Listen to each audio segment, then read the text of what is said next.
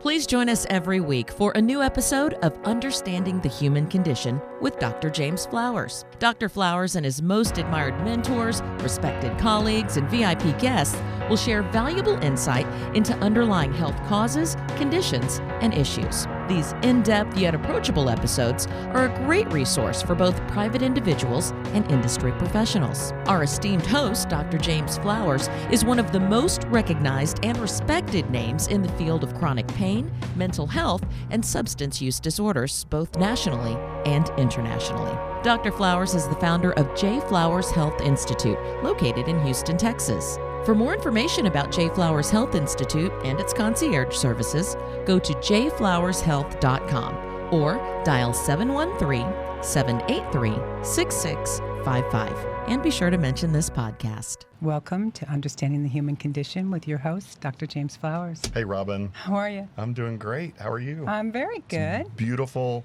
What is it? Almost 70 degrees outside today here in Houston. Oh, it's beautiful. Yeah. Whereas our guest is probably a little bit different, huh? A little colder than that, Yeah. Yes, indeed. Yeah. We have a special guest for everyone listening, Dr. Paul Hokemeyer. Did I say it correctly? You said it correctly. Okay. Indeed you did. Go. Yeah. Yes. Thank you. All right. Yeah. Well, And few do. I must say that few do. So you occupy a rarefied space. I There read you that go. in your book. I did. Yeah. I'm going to do a brief bio, and then we'll get on to Okay. some Great. fun here. Yeah. Dr. Paul L. Hokemeyer is one of the world's foremost experts on resolving the complex, sensitive, and highly nuanced issues that arise among the world's most prominent families. He is a founding principal of the London-based Drayson Muse, am I saying that correctly? Muse International, Drayson Muse, a mental health and addiction treatment collective, and is listed as one of the world's top problem solvers in Tatler's High Net Worth Address Book.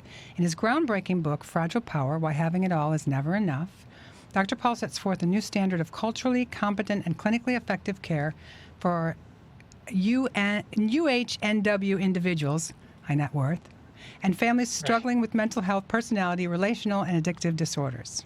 Welcome. Thank you. Is there anything that I didn't hit in your bio that you think that our audience would enjoy hearing? I think that's enough. Okay. It's rather Okay, long good. as it is. Let's kind of move Well, on. thanks for That- agreeing to Zoom with Yeah. us. Yeah. He's got an amazing history and amazing career, and most people listening will know who he is. I'm sure they Yeah. will. I'm sure they will. But there might be a mom or two out there who's like, That's right. oh. What? Yep. So you were saying, you wrote in your book, which, by the way, I love, and everyone in our office reads it. And anytime we have a new staff member, we have them read it as well. It's an excellent, excellent book. But you wrote on there, my work seeks to pierce labels of other that society places on human beings. Tell me what you mean by that. Well, my work is an extension of cultural competency. So I started my career working with people who live in the world in positions of powerlessness, and there were certain labels attached to that.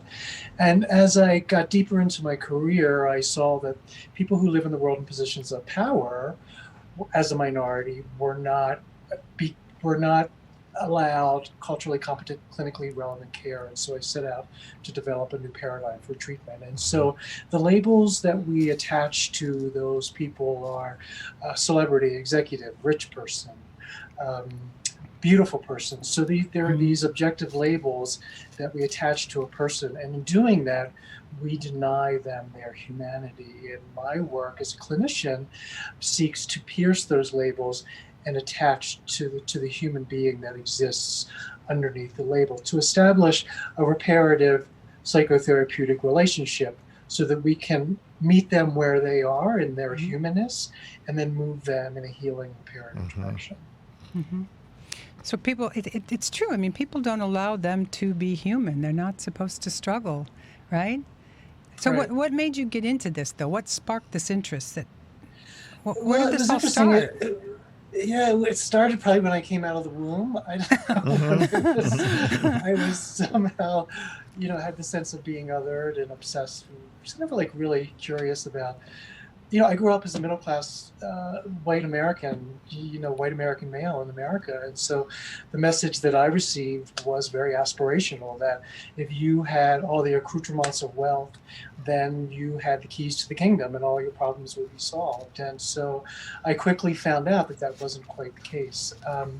I was always curious about wealth and money and the power inherent in money. I majored in economics in college, and I went into banking, and then I decided to become a lawyer, and I studied bankruptcy law because, again, I was fascinated by the destructive power in money and how people were making decisions that were really against their best financial interests.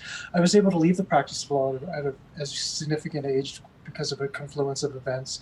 And I went into the civil rights work. And I started doing fundraising and philanthropy work for some of the world's leading human rights and environmental organizations. And I saw that the way people of wealth were being talked about was a very objectifying and manipulating. These people should be doing X, Y, and Z. And I found that rather disturbing, because here was an organization that was doing amazing work on behalf of the planet or humanity, and yet there was this group of people who were funding the work, and yet they were being objectified and manipulated, and I found that disturbing. I was living in Amsterdam, actually working for Greenpeace International when September 11th happened, and as a white privileged male growing up in America, the security in my world had always been guaranteed until on that day it wasn't. Right. And I was really rattled to my core, like many of us, I think, in the field. And I came back to America, and I started working as a concierge lawyer. And part of that work, working with ultra high net worth families, I saw that there were addictive and mental health disorders that were not being addressed at all. In fact, the families were throwing money at the problem, thinking the money was going to fix it. And in fact, the money was compounding a lot of systemic issues that were in the family. And then so I did a master's degree first in clinical psychology with a focus on family systems. And then I did a Ph.D. because I really wanted to explore what that lived experience was like. What does it mean to be a person of wealth intrapersonally? What's my self-concept? Interpersonally, and then social culturally. And we can talk about certainly what that means in the zeitgeist, in the social cultural zeitgeist that we're living in. We're living in a world where the divide between the haves and the have-nots has never been greater. That's right. And so, I think I look at the work, if we, that what we've been doing clearly is not working.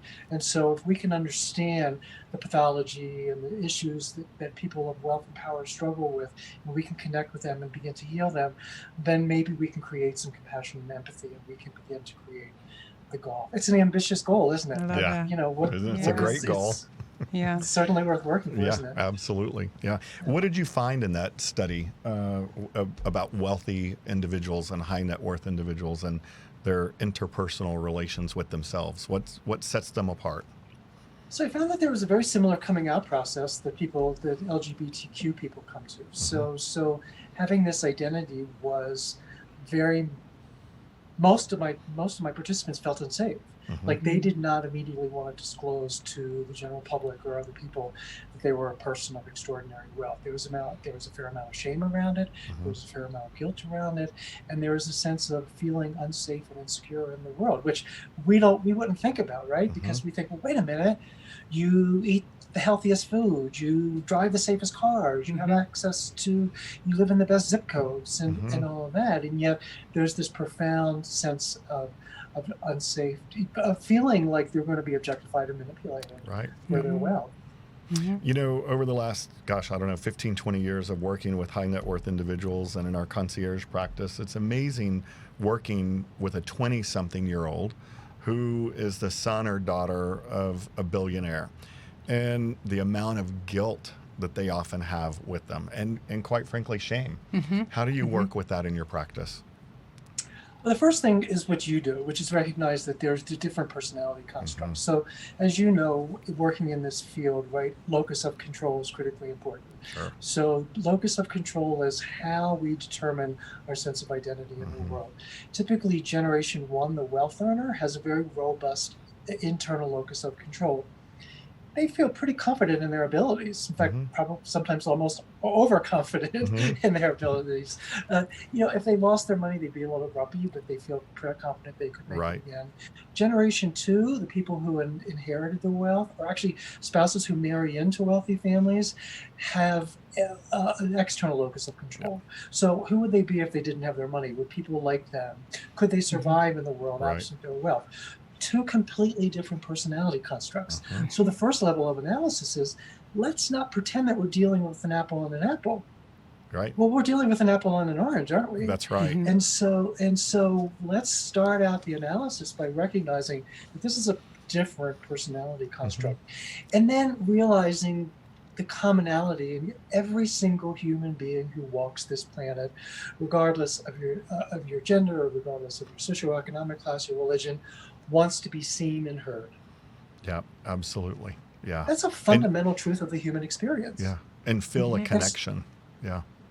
And feel the connection and feel validated. Yeah. And so saying that, like let's cut this kind of the BS, if you will, hmm in terms of saying that you're probably the probability of you being successful as your parents. Look, that's a black swan event, Yep. and so let's not pretend that you need to have that ambition in terms of attaining a financial Mhm. goal. But let's find something that you genuinely feel interested in, and have a collaboration, right? Yeah. So that dad realizes that, look, a lot of families that you work with, a lot of families that I work with, have private family foundations, and they Mhm. wonder why their kids aren't interested in these family foundations. Well, because A, it's not their money, they Right. didn't make the money.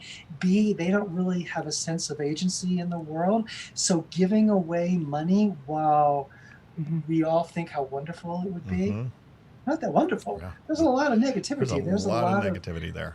baggage that needs to be hmm unpacked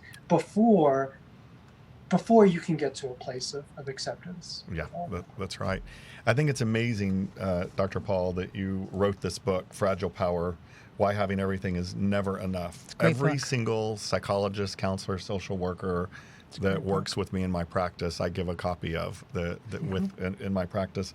And then we sit and talk about it before they start seeing Gorgeous. patients in my practice. And so I think it's amazing. Tell me about your process of writing the book and what's the idea of, obviously I know the idea that sparked it, but congratulations on having a best-selling book. It's an Yeah. amazing book, and I've read it many, many times. Thank you. It was a long and circuitous process. It took probably a decade. Yeah. I had always wanted to write a book. I remember when I was practicing law in a big fancy law firm, and I was a little grumpy and about the whole thing, because I wasn't where I needed to be. Sure. And the partner said to me, he said, "Paul, like, what do you want to do?" And I blurted out, "I want to write a self-help book." Yeah. Well, fast forward 20 years later. Yeah. So it That's happened. great. It just had. I call her my daughter. I call her Franny. Mm. She's Yeah. my Oh. daughter, and I'm very protective of her. I love it. So I love hearing that she's in good company, and Aw. she's being. She's well Taken taken care care of. of. Yeah, Yeah. Yeah, absolutely. thank you. Yeah, we love Because- following you on social media, and I love seeing the book on Facebook and Instagram everywhere around the world, and people holding it up. So it's That's really awesome. amazing to watch your journey with this book. Yeah. Aw. But it was a journey in terms of like having to protect and having to push back against exploitation in the book. Because Absolutely. when I wrote it, I had an agent, and they shopped it around to the major publishing houses, and they wanted like The Devil Wears Prada, and Mm. and they Yeah. wanted more salacious, and I'm like, wait a minute, you don't get the work. Right. Yeah. And so I tucked her away, and then Hazelton reached out to me, and Yeah. Vanessa Torrado, who was the acquisition editor, and understood the need for the sensitivity of the Mhm. book, and that my daughter needed to be protected, that she wasn't going to be exploited, Yeah. and that she needed to have class and dignity. And she also pushed me, Vanessa, to expose my own vulnerability and my own Mhm. process in Mhm. this work, which, as a clinician, right, is kind of rough, and Mhm. kind of as a white male, that's kind of rough to Yeah. Yeah. to begin with, and so it was a good. I really owe an enormous debt of gratitude for Hazelden. It was the right publishing house for me. Yeah, absolutely. A while ago you mentioned the apple and the orange, right? And the difference between that.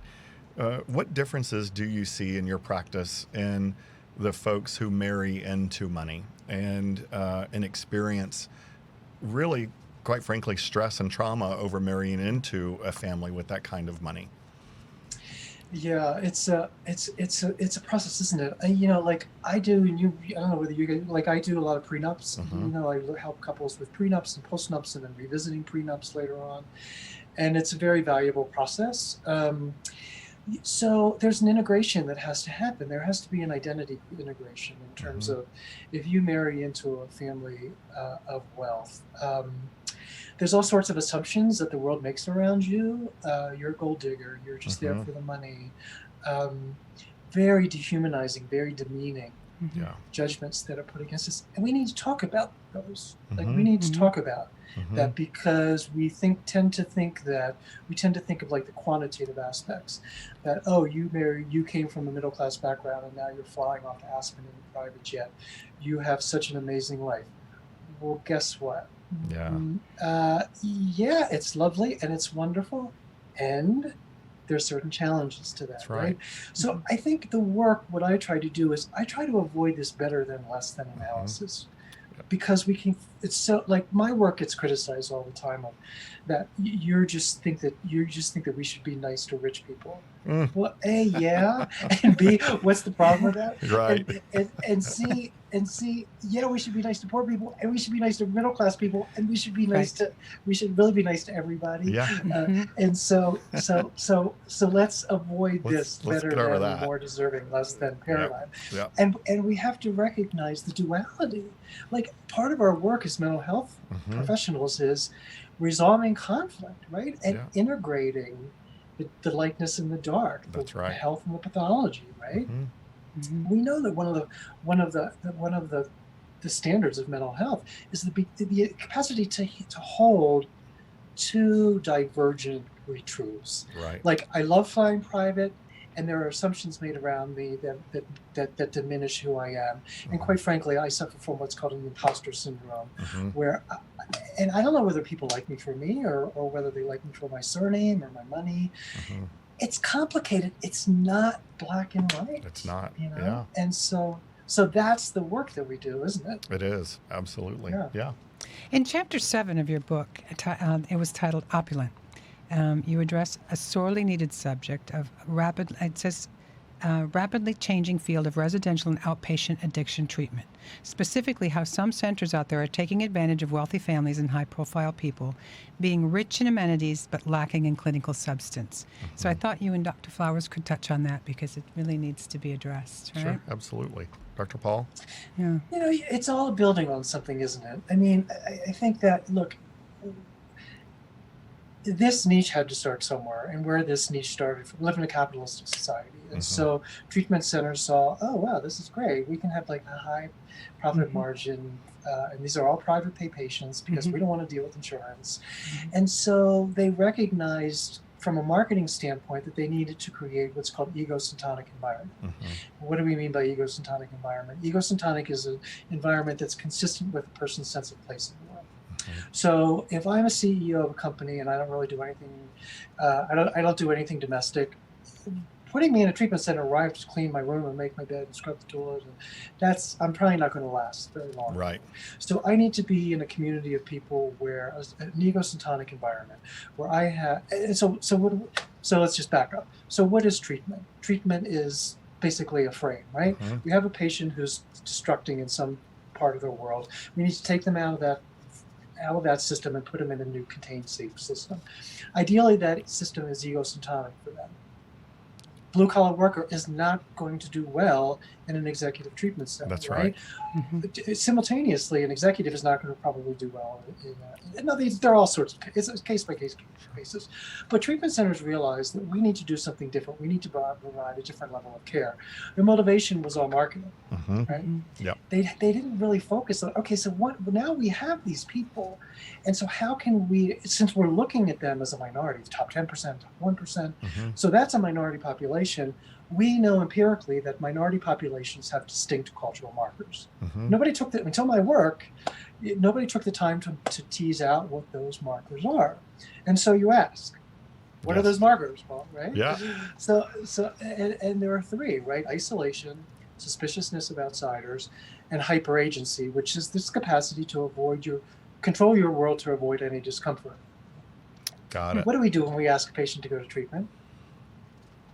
What do we do? As it cuts against every single one of those cultural markers. Yeah. Come out of your world, right? Because you live in a very rarefied, isolated world. Trust a team of professionals who are going to come from outside of your social class, right? And tolerate emotional discomfort as we talk about the trauma that you experienced in your youth, that we talk about your need to have several mysteries, that we probe and poke around. And so the success rate, as we've seen in terms of celebrities in particular, in terms of people of power, is dismal. You know, like it is. It's really been dismal. And so clinicians like you who recognize that, in addition to having an egocentric frame or environment, we need to be providing culturally relevant care, just like we provide culturally relevant care to a person, to a Muslim, to a Jew, to a transgendered person, to a woman, right? We have to know, we have to be providing culturally competent care. And it's not better than or less than. That's right. Let's just stop with that already. Absolutely. It's in addition to. That's great. This question is for both of you again. What common family dynamic do you see in high net worth families? Is there some common denominator with them or no? I would say dysfunction many times. Yeah.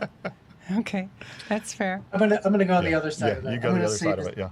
I'm gonna say the need to be seen and heard. I'm gonna say that really this desperate hunger to be seen and heard as a human being, who is highly functioning, but just who hasn't really been provided the nurturing environment that they need to grow. Right? I mean, we're all on the same page. We work together on cases, and we believe in the human capacity to heal. That humans are self-healing. They just need to be provided the right environment, the right soil. Right. And to provide the right soil, to figure out what that is, the person needs to be seen and heard.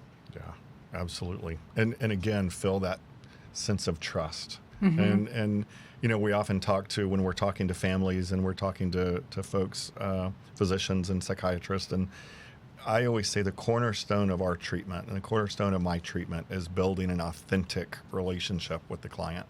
And so that they can feel heard and they can feel understood and they can feel that you're present and they can feel that you're okay to talk to, right? And they have that sense of trust. Yeah. They end up feeling like we're their family. Sure. And it makes it hard for them to leave us, which is, it's pretty cool. So let's talk about this year specifically. Have you had to pivot in any way, personally or professionally? With COVID, you mean? Have I had to? Yeah, with COVID. Sorry. It's kind of pivot the way you're doing your life and work. Well, first of all, there's this. Isn't there? I mean, I think that, there's the embracing of this, which I resisted. I'm a middle-aged man. And so, I always said, I always like, this is saying in French, I like to smell, to smell the patient. Yeah. So there was that element. And personally, it was really rough. I mean, like for me, like, the apocalypse hit around the middle of March. I was out of the country and I worked out of the country and I had to come back in quickly because they were closing the borders. And I really had a hard time. I was finding my footing, and then like taking on new patients and being, we hold an enormous amount of psychic pain, don't we? And so like I need to have, a safe, contained environment to do that. And I didn't have that. I was pretty terrified that the world was falling. The stock market crashed. We didn't know anything about this other than it was killing people. I lost a dear colleague of mine, Neil Lasher, may he rest in peace, passed away in New York. People were dying, so it was really unsettling, and I had to back away. Yeah, I actually had to back away from the work. Yeah, Neil, the day Neil died, it was so, we knew COVID was here, we knew things were happening, and then Neil died, and it hit me like a ton of bricks, and I was like, oh my gosh, this is big. This is like here, and what an amazing human we lost in Neil. Yeah. Such a gorgeous, beautiful light in the world. Yeah, absolutely. Yeah. And we both probably lost several friends this year, colleagues. Any advice while writing a book to anyone writing a book? Any mistakes or along the way, or things you would... Yeah, keep at it. You have to be passionate about it. You have to be passionate about the subject matter. Like one of the questions I asked Vanessa early on why should I even write a book? Like, why don't I just sort of do blogs and just like, why am I going to spend all this time and energy in doing it? And she said, because you really want to do it, Paul. Yeah. and she was right, stick with it. And then another good friend, colleague of mine, David Everhoff, who wrote The Danish Girl and has written another book. He said, Paul, just focus on writing the best manuscript that you can. Yeah, Those are the two best pieces of advice. Don't be attached to the outcome because, it's publishing, as you know, is. Yeah. You don't do it for the cash and prizes, that's for sure. You do it for the passion, and this is just the beginning. I mean, I really hope that what I've done in this book is put a flag in this piece of territory, and that we, as colleagues, can continue to expand this work, because this is just the very beginning. Yeah, we have a lot of work to continue to do in this space. We do. And so with that said, do you have any plans to do the next book? Anything following up? I'm going to put you on the spot. I really don't. I really don't. I just feel that Franny is just, I've got to get her off to the right, I've got to get her sorted out in the world. She had a big, Franny, my book, Fresh Book. She had a good coming out, and then the world shut down, and then I just don't. She's my love child. Yeah. And I feel like I want to get her sorted. I think I want to get her properly set up with colleagues and mates, and get her off to the proper schools and What are your plans? What are your plans this year with Franny? Are you? I know it's still difficult to travel, obviously, and being out in person. But what are you planning next? I'm not traveling. I went back to school. I got accepted to a graduate program at Yale School of Management, and I'm studying digital technology. Congrats. Because as a middle-aged man, I was like, wow. And so I think that I want to explore like how I can kind of get Franny launched more digitally, and I tried to find people who could help do it, but nobody takes care of your child like you take care of yourself. I'm not going to send her out to a nanny. I mean, I need to make sure that her integrity continues, and so I think I'm just going to do that. My practice is opened back up again, and I have really fascinating cases all around the world. A lot of empowerment, like empowering women, empowering minorities to come culturally, to transcend cultural restrictions and embrace other identities, and that feels. I think I'm in a pretty deep parenting stage of my life. Well, when the world is, go ahead. Well, no, it's a gift that we can do, right? I mean, it sure is. That's what you guys do. Right? Yeah, absolutely. Yeah.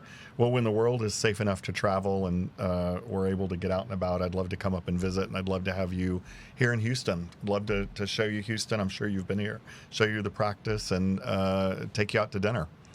Sounds great. Yeah, I look forward to it. Absolutely. Yeah. I have a couple of fun little questions here. So what's on your bucket list that you've never done that you'd still like to do? A good question. It's good to know the Dr. Paul on the personal level. Yeah, I feel really blessed to have done. It's weird. I don't really have a lot of aspirations. I wanted to write a book. Okay. I did that. I wanted to get a Ph.D. I did that. I've traveled all around the world. Wow. I think the bucket list is to kind of, I live a rather transient life, and so I do have something, and it's to build a nest. I think one of the, what we've all been learning, the importance of a nest, the importance of having a home. Yeah. And so my husband and I are building a house outside of Palm Springs in Rancho Mirage. I did not know that. Love it. Yeah. That's so cool. Very cool. So I think getting that done is on my bucket list. Yeah, that's fantastic. I love Rancho Mirage and spending time out there. So, is that your happy place? Because we all have a happy place, right? It is. It seems to be. Yeah, I feel there's a wonderful sense of community. I love being in the valley. I started playing tennis, a lot of tennis. That's nice. A good place to play tennis. So it is my happy place. I love the desert. There's a subtle beauty to it, isn't there? Yeah, so, I agree. Yeah. So what else do you like to do for fun? You travel, but you can't. You travel can't really travel. Well, I get right grumpy now, sometimes when I travel. I do you? traveling makes me a little Yeah. grumpy sometimes. So, I basically like to read. Writing is my passion. I love Yeah. to write. Yeah. It's really it is my creative expression, and I feel so blessed to be able to do it. Oh, you're good to at be it. able to have Yeah. a voice. You're good at it. Yep. Yeah. Absolutely. Well, we have to wrap things up here, but thank you Okay. so much for Yeah. being Thank with you us. so much. It's so good to see you. If someone wants great to to see you reach guys. you, how do they reach you? Do you have? Just Google me. Okay. I don't know. It'll come up. Just It Google will. Dr. Paul Hokemeyer, and then pick whichever way you want to do it. I'm not great with phones, so don't. Yeah. I don't really answer my phones because there's always people trying to sell me things that I don't really need. Sure. And so email's best. phokemeyer@gmail.com. There you go. Okay. Yeah. And So- Dr. Flowers, if they want to reach you or the J. Flowers Health Institute. jflowershealth.com. Yeah. Awesome. Absolutely. Paul, thank you so much. Thank you for It's your so time. good to see you. Stay safe. Thanks. Yeah, Great you to too. meet you. Yeah. All right. Take Okay. care. Have Yeah. a good afternoon. Bye. Bye-bye.